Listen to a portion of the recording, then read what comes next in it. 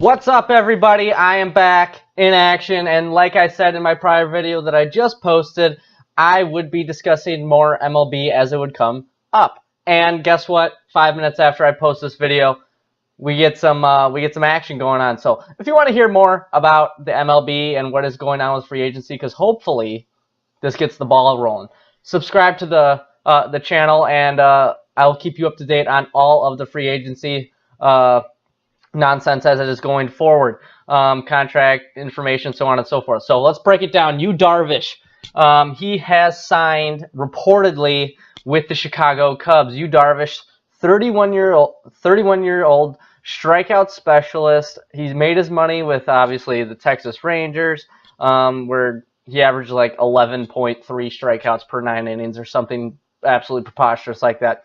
He is 31 years old. He got signed to a 6-year deal, $126 million. I am hearing that throughout the life of the contract, it can go to $150 million. But if you're just going off of the numbers I just told you, that puts you at $21 million per year for DARVISH. So, opinions on the contract.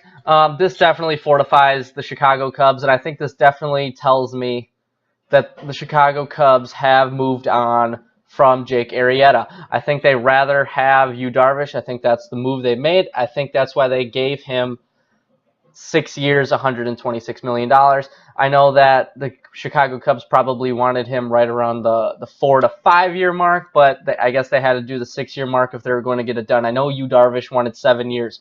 So when you look at it, this gives the Chicago Cubs that starting pitcher that they were looking for. And now this, instead of making them just the favorites in the NL Central, I think this definitely makes them the clear favorites in the NL Central, depending on what the Brewers and if the Cardinals do anything. I hear the Brewers are still sniffing around Jake Arrieta, Chris Archer.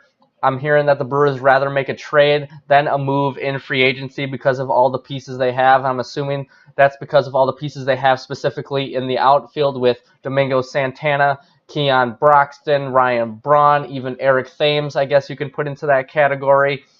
So there is a lot going on in the NL Central. I know there's a lot of pitchers out there still. Lance Lynn is one of the pitchers that I also hear the Brewers are sniffing around to see if they can make a move on. So with the move from DARVISH, I'm curious to hear what you guys have to say. Who is the biggest threat to the Chicago Cubs depending on a move that they can make? Is it the Milwaukee Brewers, with them already adding Lorenzo Cain and Christian Yelich? If they add Jake Arrieta or if they trade for a Chris Archer, what do you guys think? Does that match up well with the Cubs? Does that put them right there? Does that put them within a handful of games of each other? Is this going to be a absolutely slugfest all the way until until that September mark? So I want to know what you guys think about the entire deal. On the other hand, what do the St. Louis Cardinals need to do? They've been relatively quiet. They've acquired Marcell Ozuna, but other than that, they haven't really done much. So what are you guys thinking? What needs to happen for another team in the NL Central to compete with the Chicago Cubs moving forward? And does this put the Chicago Cubs over that 100-win mark? I think it puts them right knocking on the door of 100 wins. I think this puts them probably close, if not in the NLCS, to in the World Series again. I think the Cubs are making the move after a very disappointing last year. I should say a very disappointing regular season. They kind of failed in the aspect of where they should have been. You would have thought the Cubs would have locked it down by the second week of September with the team that they have, but obviously they fell short of that. And obviously the Milwaukee Brewers and the St. Louis Cardinals are going to have something to say about that. If I was the Cubs, I would be more concerned with the Milwaukee Brewers because it seems like they're more apt to do something major, as we already saw with Lorenzo Cain and Christian Yelich. I'm assuming that you're going to hear some more news around the MLB begin to fall because nobody wants to be dealing with boycott crap right before the season going into spring training. Nobody wants to deal with it. Nobody wants to touch it with a 10-foot pole. But I am so happy to see something like this happen. Looking forward to more moves. Looking forward to see what happens with Jake Arrieta and a guy like Lance Lynn. See where they head off to, and what prospective teams they sign with, and what kind of figures they sign with. Because I know a lot of the general managers have been kind of closed wallet on a lot of this stuff. I know.